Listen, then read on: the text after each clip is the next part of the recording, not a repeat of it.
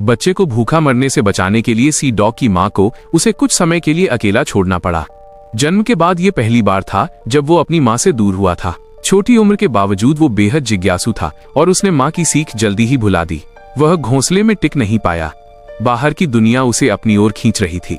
जैसे ही वो बाहर निकला, उसके पैरों के नीचे की चट्टान डगमगाने लगी। वो इधर उधर चढ़ता उतरता रहा और देखते ही देखते पहाड़ी से नीचे आ पहुंचा। अब वो एक चट्टान पर खड़ा था, चारों तरफ सिर्फ समुद्र। तभी उसका पैर फिसला और वो ढलान से नीचे लुढ़कने लगा। उसने खुद को रोकने की पूरी कोशिश की, लेकिन नीचे उफनता समुद्र उसका इंतजार कर रहा था। अचानक एक बड़ी लहर ने उसे टक्कर मारी और वो ठंडे पानी में जा गिरा। उसका छोटा सा शरीर लहरों पर तैरने लगा। वो बहुत छोटा था, उसका फर अभी पानी रोकने के लायक नहीं था। अगर वो ज्यादा देर तक पानी में रहता तो उसकी जान को खतरा हो सकता था। उसने किनारे पर चढ़ने की कोशिश की, लेकिन हर बार लहरें उसे वापस खींच लेती। ठंड और कमजोरी उसे घेरने लगी। तभी एक ताकतवर लहर आई और उसे किनारे की ओर धकेल गई, जैसे उसे एक और मौका मिल गया हो। किनारे पर पहुंचकर उसने अपने गीले शरीर को झटका, लेकिन डर अब भी उसके अंदर था। उसे अपनी माँ की बात न मानने का पछतावा होने लगा। वह कमजोर और थका हुआ था, बस अपनी माँ के पास लौटना चाहता था।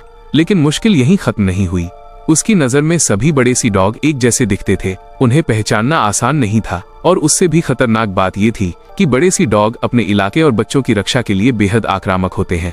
गलत पास जाना उसकी जान ले सकता था। अब उसके पास सिर्फ एक ही रास्ता था, अपनी माँ को ढूंढना। तभी उसे एक जानी पहचानी आवाज सुनाई दी। उसकी माँ लौट आई थी। वो अपनी माँ की आवाज को पहचान सकता था। ये उसकी जन्मजात क्षमता थी।